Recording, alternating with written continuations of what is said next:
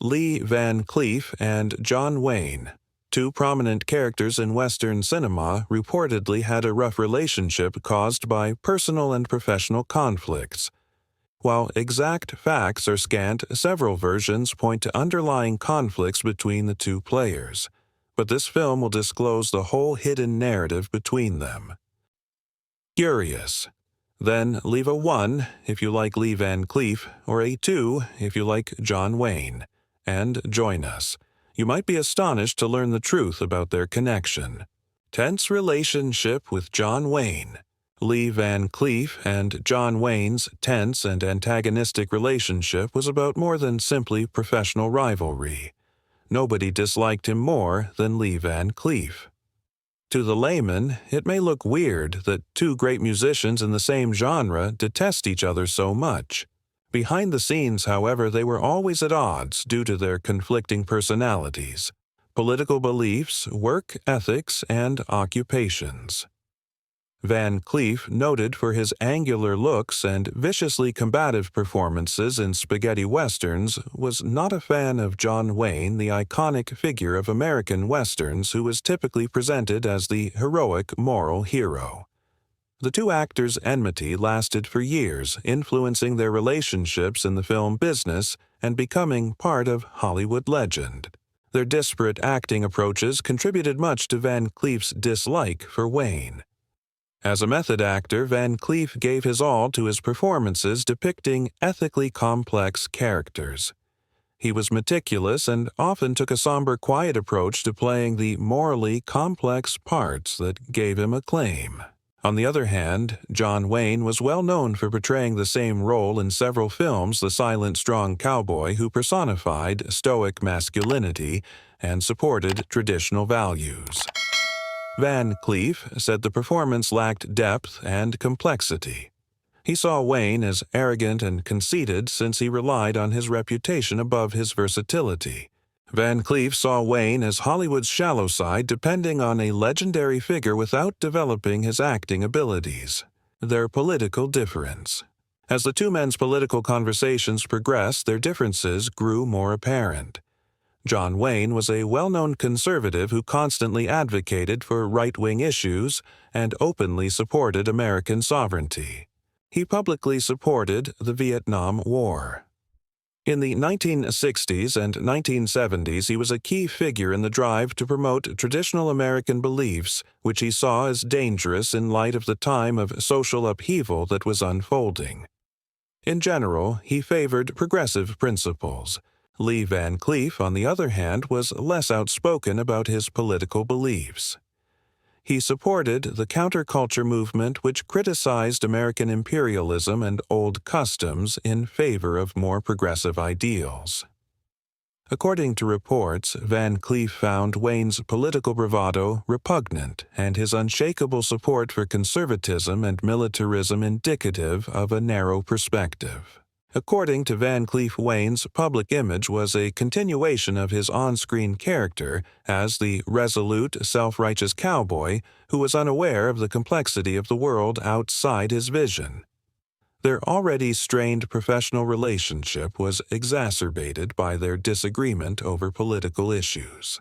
Their opposing views on celebrity, as well as the way they handled their Hollywood careers, fueled their antagonism. Early in his career, John Wayne established himself as a star and remained on the A-list throughout his career. Because he was recognized as an American hero and commanded public adulation, he wielded power and influence over his performance that no other performer held. Men like Wayne eclipsed his parts. Nonetheless, Van Cleef's cinematic career was fraught with difficulties. During his early career, he was regularly overshadowed by well-known performers like Wayne, who cast him in supporting parts as the enemy. It wasn't until Van Cleef rose to prominence in 1960s westerns, notably in Sergio Leone's For a Few Dollars More, and The Good, the Bad, and the Ugly, that he gained the accolades he deserved as a leading actor. Van Cleef was frustrated that Hollywood, which was controlled by celebrities like Wayne, had pigeonholed him for so long, and that his renown, even at the time, was minuscule in comparison to Wayne's. He had great anger for Wayne because he believed that celebrities like him monopolized the attention. He argued that this hindered the opportunities for others to succeed. The two males had deeper personal worries as a result of their off-camera conversations. When it came to his professional and social contacts, Van Cleef described Wayne as pretentious and overbearing. Wayne had a well-deserved reputation as a commercial powerhouse to be reckoned with, occasionally insisting on proper execution. Furthermore, he was an introvert and timid in his personal life, and his extravagant character went beyond the bounds of his profession. Van Cleef despised Wayne's swagger and would often avoid social occasions when he was present. This was because Wayne was more reticent and introverted in his personal life. When the two did make contact, there was a noticeable tension between them, according to the set reports. According to reports, Wayne overlooked Van Cleef's abilities, regarding him as little more than a character actor capable of portraying adversaries, but lacking the charm and star power required to play a significant part. Instead, Wayne credited Van Cleef's accomplishment to coincidence and time. Van Cleef, who believed Wayne's success was due to timing and chance rather than intrinsic talent, was enraged by this approach. Another aspect contributing to the professional rivalry between Van Cleef and Wayne was their desire for domination in the Western genre, which had reached its peak during their respective careers. Van Cleef became more associated with the darker and more morally ambiguous characters featured in spaghetti westerns. At the same time, Wayne was a symbol of traditional Hollywood westerns, which usually included protagonists and antagonists with distinct personalities. The problems were clearly depicted in his western manner. There's a stark contrast between Wayne's more classic westerns, such as The Searchers or True Grit, and films like The Good, Bad, and Ugly. Despite the fact that Wayne's films promoted antiquated notions of American exceptionalism and frontier justice, Van Cleef argued that his Western approach was more adept at conveying the intricacies of the actual world. This ideological dispute over their representations of the Wild West further fueled Van Cleef's dislike for Wayne, which was already deep in his heart. He believed that Wayne's portrayal of Western heroes was too idealistic and failed to account for the moral problems that existed throughout the actual growth of the American West.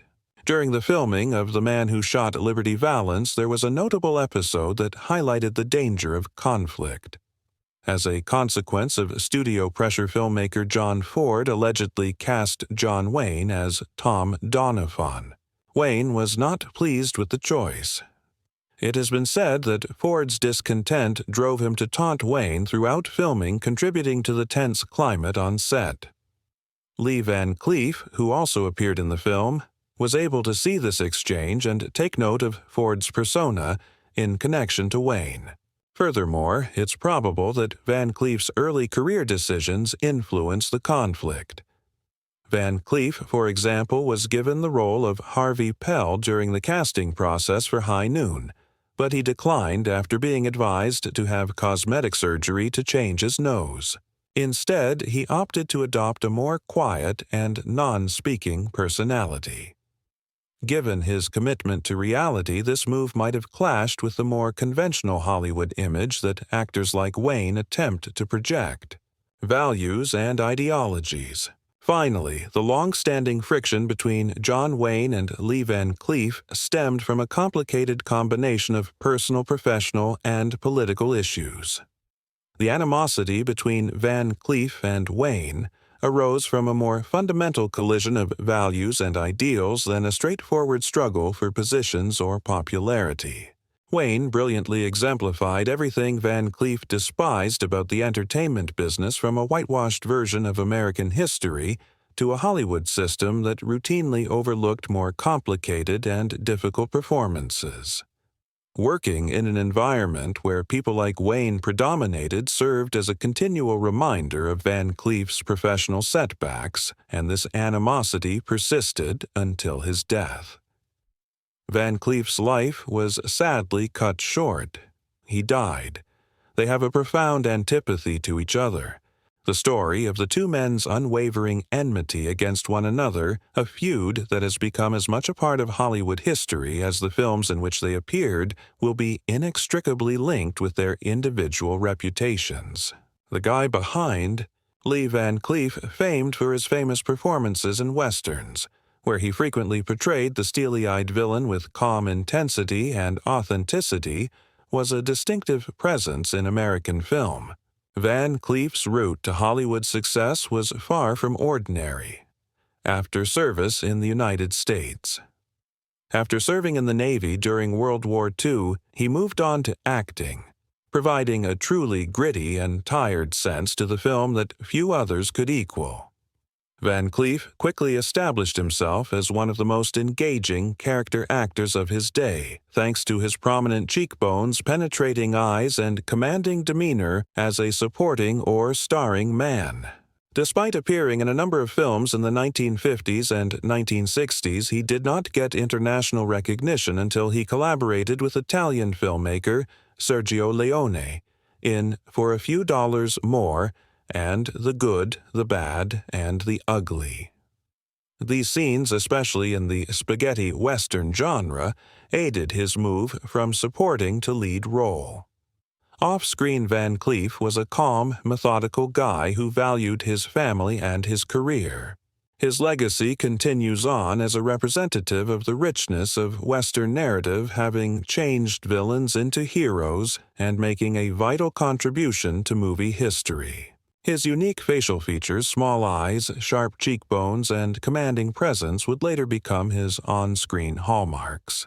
However, Van Cleef's early years were marked by self-control, humble beginnings, and a quiet determination that would serve him well in the unpredictable world of acting before he became a fixture in Hollywood thrillers and Italian spaghetti westerns. During the Great Depression, Van Cleef was reared by a Dutch-American working-class family. His father, Clarence Leroy Van Cleef Sr., was an accomplished watchmaker. This line of work influenced Lee's later admiration for precision and workmanship, which would become integral to his acting approach. His homemaker mother, Marion Lavinia Van Fleet, instilled in him a deep respect for family and tradition. During Lee's early years, the Van Cleef family traveled about until settling in Somerville, a little town where Lee attended high school. Van Cleef's calm, perceptive, and laser-like concentration were traits of his upbringing that continued into adulthood. His early aptitude for mechanics and painstaking labor sparked an interest in industrial skills. After graduating from high school, Van Cleef briefly considered a career in accounting and office work, but the outbreak of World War II radically changed his plans. He enlisted in the U.S. Navy. Van Cleef joined the United States. At the tender age of 17, I joined the Navy in 1942. Following his deployment to a submarine chaser, he worked as a sonar technician and radar expert on a minesweeper in the North Atlantic and Caribbean.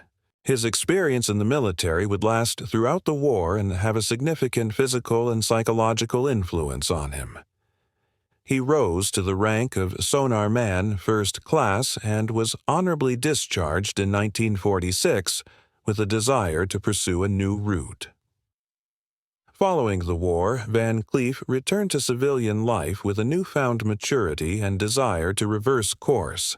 He considered going back to work in industry for a while, but his passion in the arts developed. He began taking acting training at the Little Theatrical Group in Clinton, New Jersey, with the help of friends and local theatrical contacts. During this time, Van Cleef became well known for his gruff look and domineering demeanor. When he made his stage debut in a regional version of Our Town, directors and audiences could sense his raw potential. Lee Van Cleef's early years were marked by working-class principles, military discipline, and silent ambition, laying the groundwork for a career that would eventually establish him as a timeless figure of evil in cinema. Even though it would take some time for him to become renowned, the groundwork for his success was established during those formative years when he learned to face life's harsh realities with fortitude and persistence. Carved out a distinct heritage, Lee Van Cleef's forceful on-screen demeanor, sharp features, and penetrating eyes left an enduring mark on Hollywood's entertainment business. Despite the fact that Van Cleef is most recognized for his work in action and Western films, he had a lasting impact on both American and Italian cinema, particularly through his pivotal appearances in spaghetti westerns. Van Cleef's unusual on-screen personality and ability ultimately propelled him to legendary status, making an enduring influence on the film industry. This was despite the fact that he started his career in lesser roles, some of which were antagonistic. Van Cleef's career in the entertainment sector began in the early 1950s in Hollywood. His first major part was in 1952's High Noon. In the film, he played Jack Colby, a robber who was silent but deadly. Despite the fact that he said few words, he developed as a notable figure due to his commanding presence and silent threat. Throughout the 1950s, Van Cleef was regularly featured as a supporting villain in crime dramas and Western films. This was likely owing to his fiery personality and sharp looks, which made him a typecast.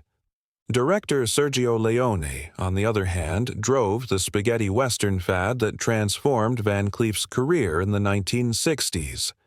By the time Van Cleef was cast as Colonel Douglas Mortimer in the 1965 picture For a Few Dollars More, he had already established a worldwide reputation. His performance was a showcase of his raw passion appeal to tranquility and gentle polish. In this performance, Van Cleef proved his ability to manage a substantial length of screen time, while keeping a hypnotic presence akin to Clint Eastwood. Van Cleef's portrayal of the mysterious and nuanced Angel Eyes in Leone's classic film The Good, the Bad, and the Ugly, released in 1966, propelled him to international fame.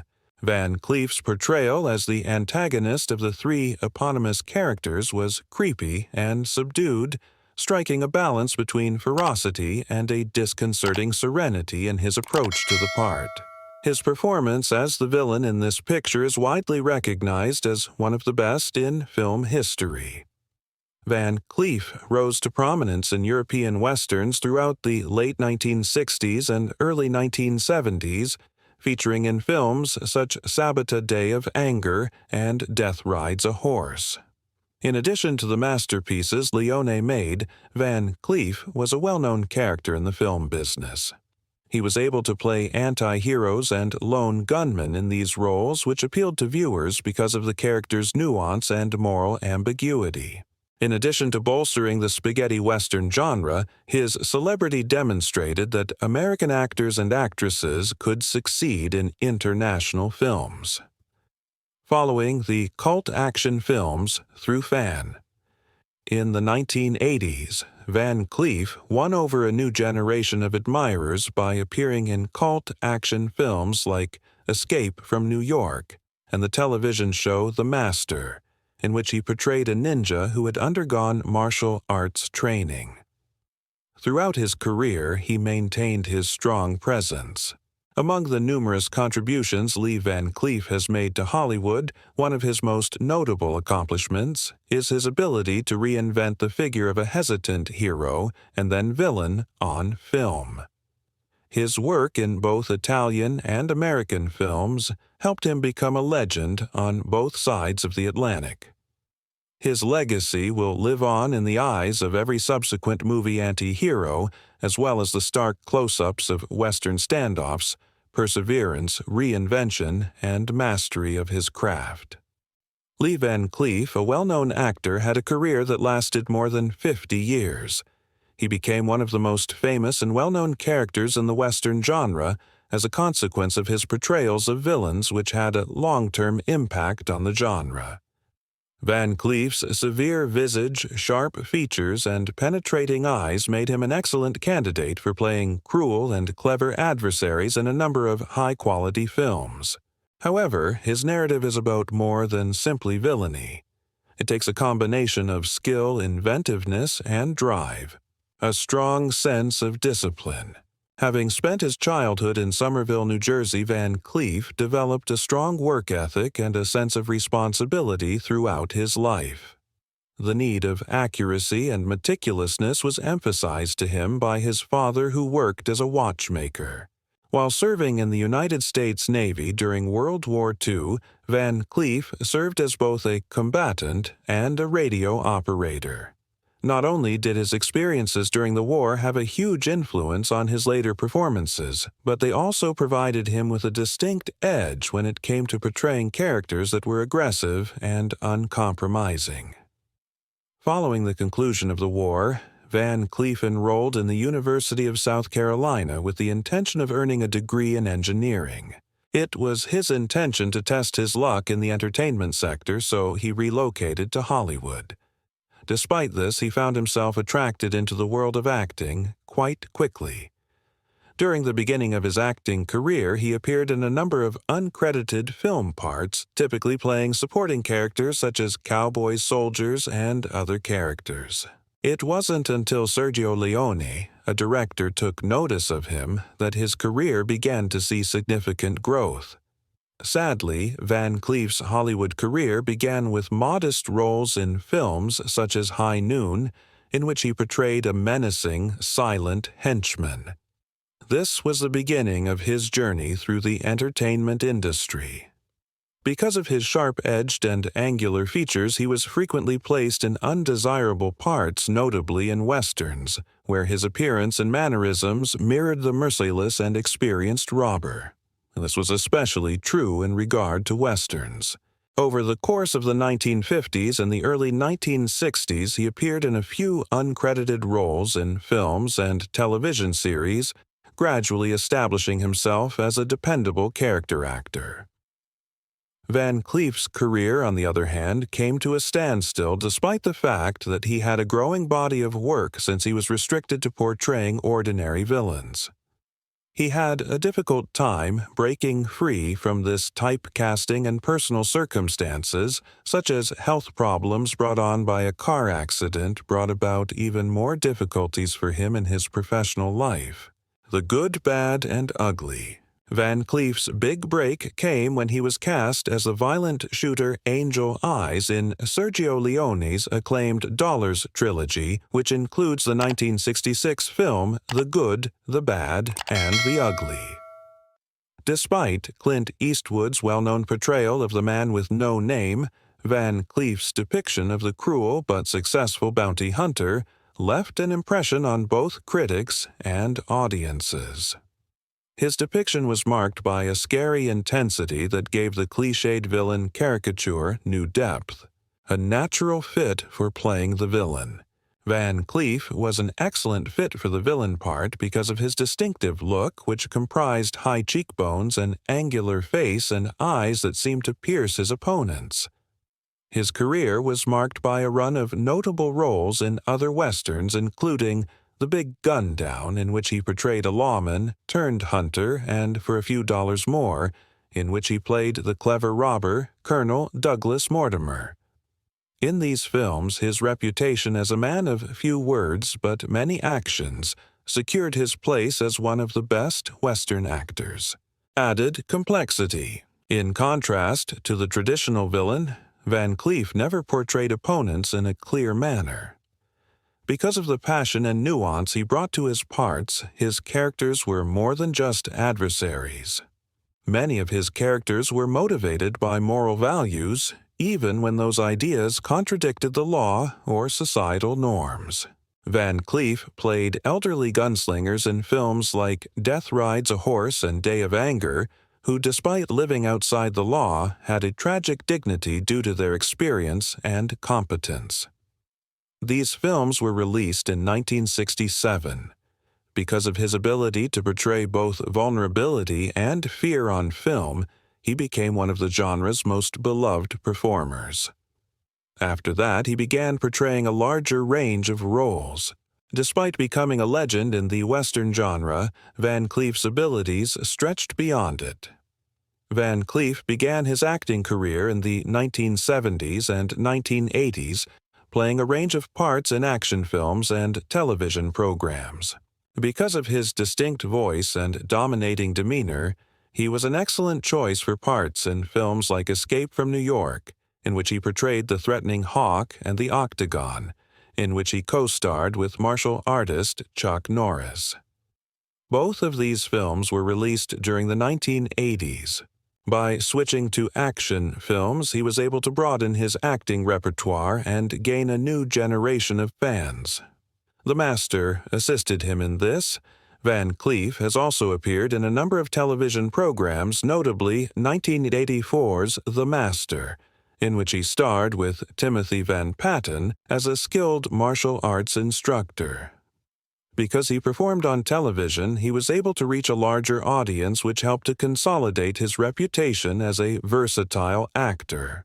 Lee Van Cleef's personal life was characterized by a number of meaningful relationships, terrible events, and familial loyalty. However, his on-screen performances, which were frequently passionate and unforgettable, sometimes overshadowed his personal life. His married life. His first marriage, which took place in 1943 and was to Patty Ruth Cale, was a pivotal moment in his life. During that time period, Van Cleef, who was in his late teens and early 20s, managed to strike a balance between the mounting demands of his professional and personal responsibilities. Patty and Lee Van Cleef invested a significant amount of time and energy into the upbringing of their 3 children, David, Alan, and Deborah. On the other hand, considering the fact that Van Cleef was absent from his profession in Hollywood on a regular basis, and the fact that an actor's lifestyle may be unpredictable, it is quite probable that his personal life was one that was fraught with difficulties. Having been married for 15 years, the couple divorced in the year 1958. During this difficult time, Van Cleef was also going through a little break in his profession. This was a difficult time for him. Following the conclusion of his marriage to Patty, Van Cleef's personal life took a new and exciting direction when he wed Joan Marjorie Drew in the year 1960. The beginning of a new phase in his life was marked by this turn of events. Van Cleef's romantic relationship with Joan began at the same time as he reached a significant milestone in his professional life. Prior to this, he had served in a variety of supporting parts in Western films.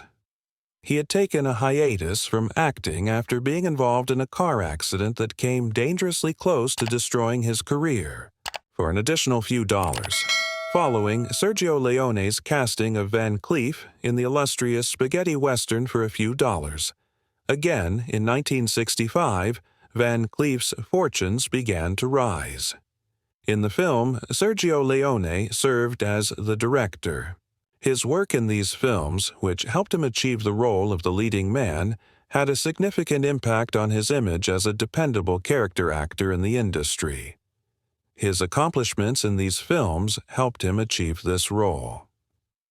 In the course of his ascent to notoriety on a global scale, Joan, who had been at his side during this crucial period in his life, observed everything.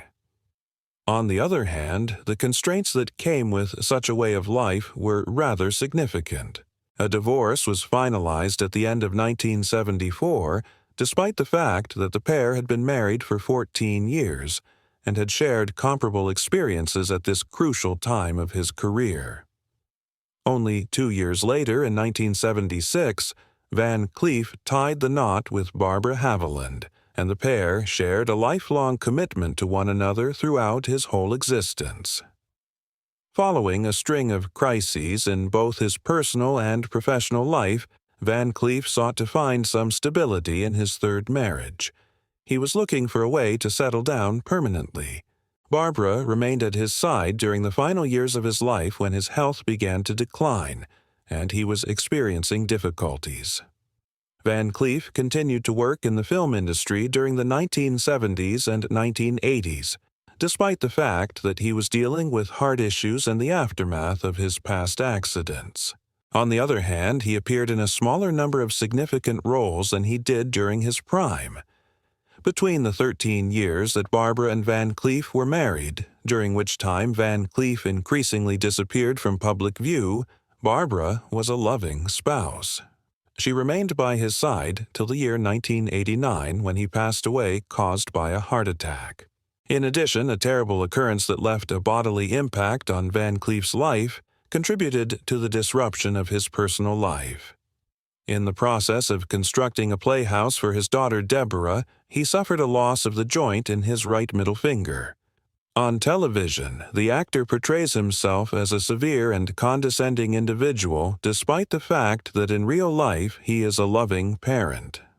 The actor's contradictory nature is demonstrated by this particular instance. Despite the fact that he lost a portion of his finger, his acting career was unaffected by the incident. There were several different methods in which he was able to enhance his tough guy persona. As a result of Van Cleef's exceptional ability to conceal his ailments throughout his performances, the audience hardly noticed that he was missing a joint during the whole performance. The flip side of the coin is that it became a visible reminder of the sacrifices he made for his family, and it also became a part of his personality for others who worked with him. Despite the fact that the injury unquestionably required substantial medical care and rehabilitation, Van Cleef did not let it to prevent him from participating in the game for an extended period of time. The fact that he was able to maintain his position in Hollywood is evidence of his unwavering determination and dedication to both his career and his duty as a father. The end. Lee Van Cleef died in 1989 after a heart attack. He was 64 years old when he died. Because he was one of the last big icons of Western cinema, his death signified the end of an era in the film business. Even after his death, Van Cleef's legacy will endure as a consequence of the substantial work he created. He helped to redefine the role of the adversary in Westerns by transforming a one-dimensional character into one that an audience would never forget. Filmgoers and scholars alike enjoyed the films he directed. In the years after his death, his works have continued to receive recognition from both audiences and academia, particularly his contributions to the spaghetti western subgenre. Van Cleef is a character who will be remembered for his ability to combine charm with danger, as well as his ability to add levels of complexity to his parts.